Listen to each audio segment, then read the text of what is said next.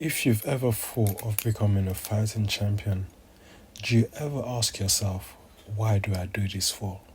What am I fighting for? What's the purpose of this in the end?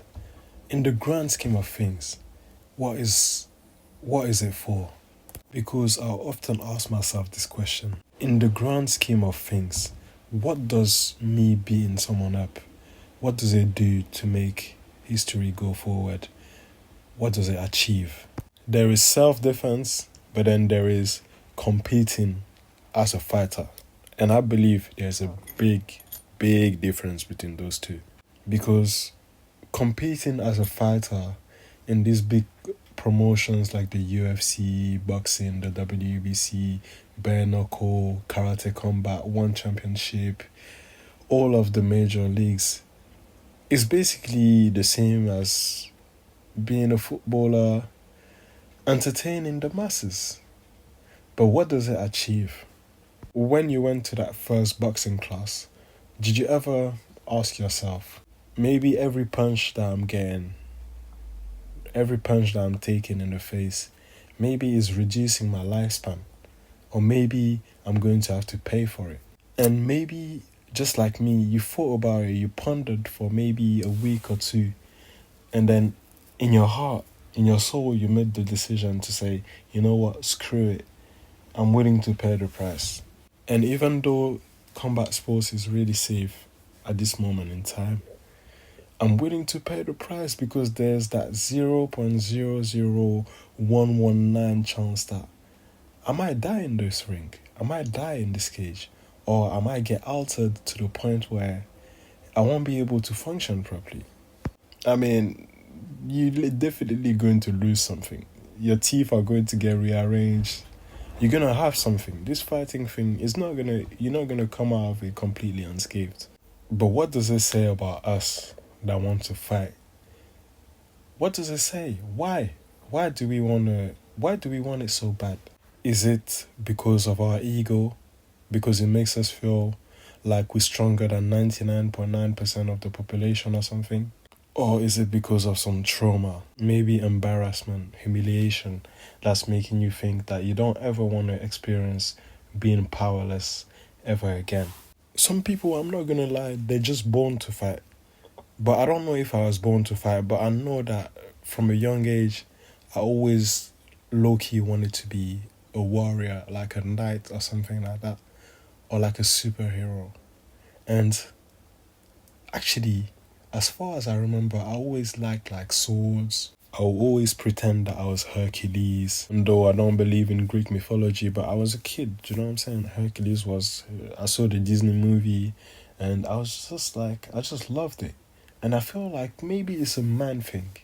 Every man wants to be a warrior, but not every man is willing to pay that price, I feel like not every man is willing to pay the price. And for those of us who fight, or who train at least, we're willing to pay that price because perhaps we just don't want to see the option, the situation, the scenario where we don't have the weapon of self-defense, martial arts, boxing, Muay Thai, wrestling, MMA. I can't imagine my life without that. I feel like I'm going out in the world without protection. And for example, I haven't been training in 2 weeks or something like that. And I feel like if I go out, someone is going to do something to me. Do you know what I mean? And then sometimes I just don't want to fight. I don't want to train. I don't want to do anything. And then I'm like, okay, what's the point? Then there is one thing that has been on my mind forever. Even if you get to the pinnacle of martial arts, even if you become the strongest man in the world, the baddest man on the planet, how long are you going to be the baddest man on the planet for? Because second by seconds, minute by minute, hour by hour, your prime is kind of leaving you. You get into father's time. And there's nothing you can do about it. No science, no nothing can stop that from happening. It's going to happen. You're going to become 58 years old, and Jake Paul is going to call you and he's going to say, oh, fight me, you're a legend. right? He was the baddest man on the planet. And then you're gonna get in the ring with Jake Paul. You got all this experience, but your body is not moving as fast as your mind. Then what do you do? What do you do? What was all of that training for? What was it all for? But then I remember that we are just a creation. We was created, and the only person, the only one, I wouldn't even say person, the one that created us is the only one that has the right to brag about being the strongest, being the one and only, the one that's eternal, because we just transient beings. And then at the end, yes, we're gonna have an eternal life and whatnot, but we are limited. We can never boast of being the baddest man on the planet, because really and truly there is no baddest man on the planet.